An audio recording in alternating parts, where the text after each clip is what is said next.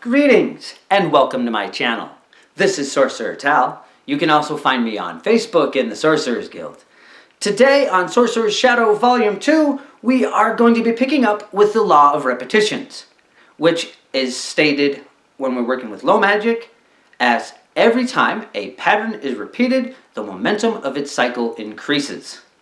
Okay, so last time we talked about the law of perceptions, belief imparts reality, which doesn't really need any new phrasing when we're working with low magic.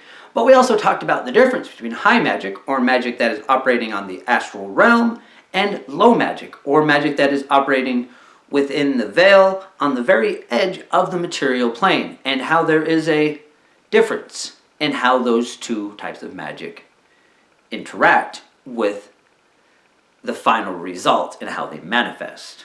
Yeah?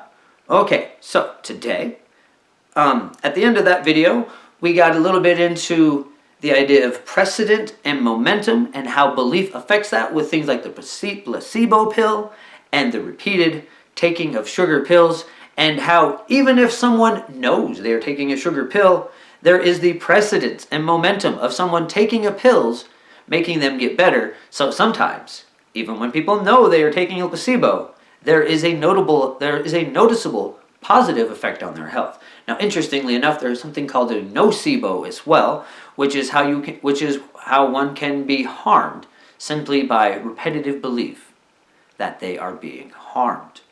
Okay, anyways, today we'll be, as I said, going on with the law of repetition, with the risk of repeating myself is every time a pattern is repeated, the momentum of its cycle increases. Okay, so this law has a very interesting effect on magic working on the material plane and on the material plane itself, because it is seen everywhere.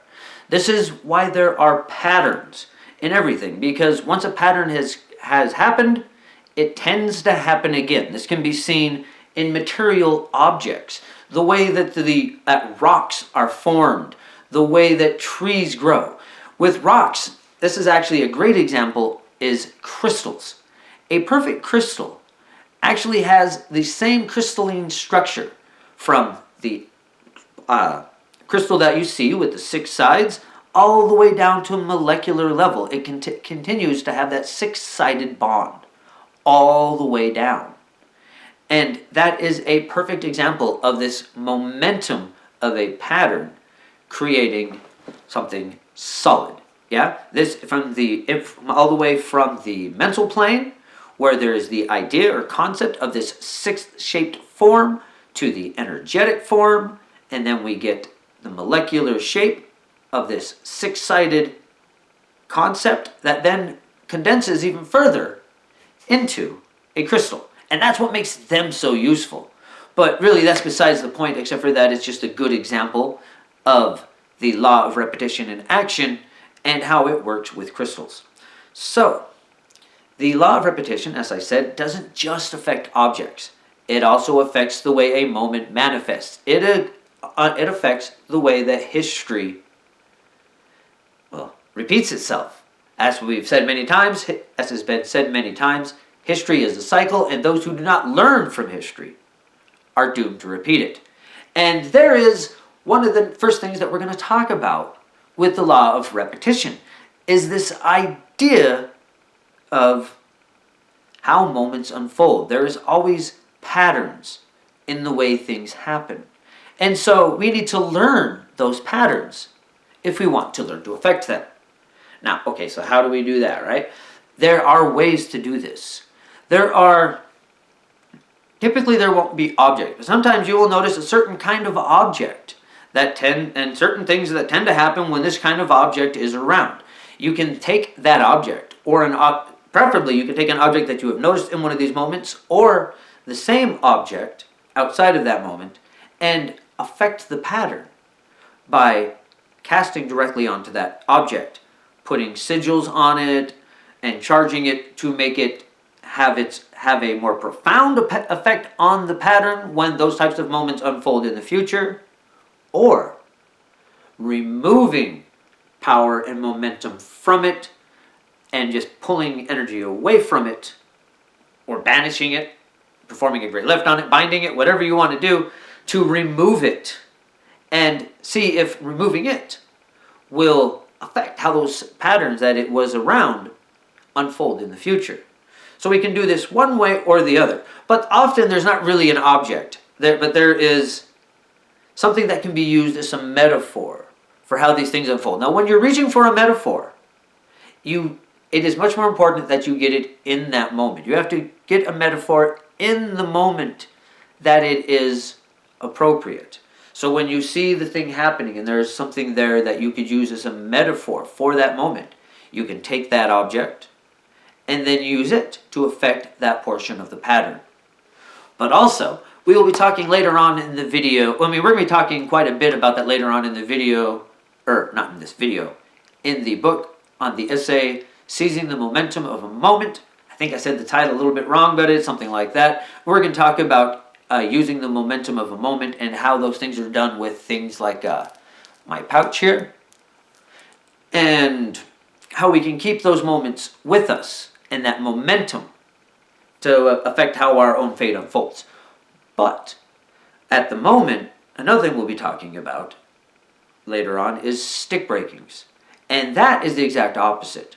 If you can learn to identify these lines and then have a stick breaking, which is something to break lines of fate. Like I said, we'll be talking about it later on in the series. I do have one video on it already. I'll leave a link to that. But if you can identify the line of fate that is causing certain things to form within the pattern, you can then bring that line of fate into the stick, break it, and prevent that pattern from manifesting. So that's what we want to watch for in these repetitions. And now, like I said, I don't think I have said this yet. There will be, just in case I may have, I'm not sure. If you have not purchased a copy of the Sorcerer's Shadow Volume 2 or are unable to, it will be a link to a Google Docs copy in the description portion of this post. So you do not have to purchase the book to be able to follow along with this lesson. Next time we'll be talking about the law of aesthetics, but as we segue into the law of aesthetics, let's talk a little bit more about the objects. Like I said, everything has this law of repetition in it. That's how information, a concept gets repeated, and that's how it becomes the information in transfer. And as it becomes information in transfer, it becomes energy. And the more that information is repeated and transferred, the more intense and condensed that energy gets until it becomes the concept behind a physical object, and the molecules come together. And of course, there's a lot more to it than that. There's a lot more science as to how matter is formed, but that is the general idea. There is a momentum in precedence involved in every object that we have around. And some of those, it's simply that we have believed that precedence so long that it becomes to have an effect. For example, a four-leaf clover. Now, if you were casting a luck spell on the astral plane with a simple sigil, a piece of green construction paper cut into a four-leaf clover would work just fine. But if we are trying to make a luck charm that is working within the material realm and having that type of effect, we are going to need an actual four-leaf clover in order to make the spell, or you can still use the construction paper four-leaf clover, but you would need to have it around and ready so that when you step across a moment of luck, when something particularly lucky happens to you, or perhaps someone else that you could have it ready in that moment, you could create the clover in that moment to contain that luck and carry the momentum forward.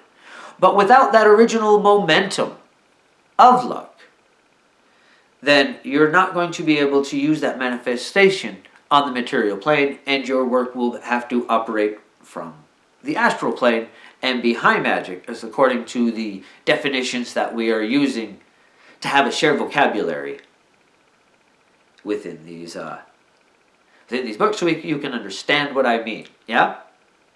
So, like I said before, I'm gonna bring it up again. I'm not trying to create any kind of a hierarchy here between high magic and low magic, or magic operating on the astral plane or the material realm. Ideally, once we have put all three of these books together, we are going to be discussing making works that work on all three planes at the same time. Because that is what you ideally want to be doing, is having a spell that is operating from all three planes at the same time. And we have to work our way up to that. So, this is where we're at now.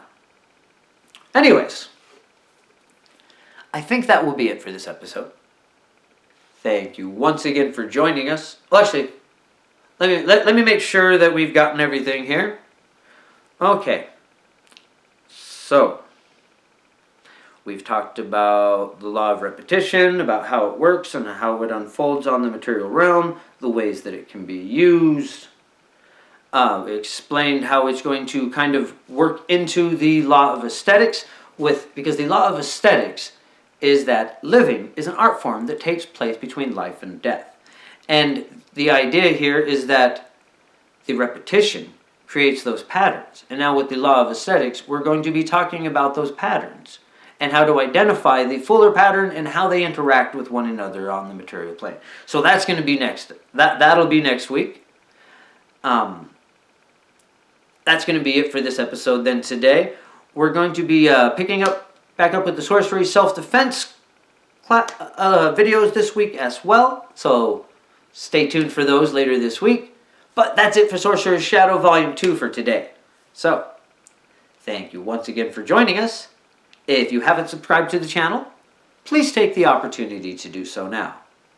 Until next time, bright blessings and an interesting fate. This has been Sorcerer Tal.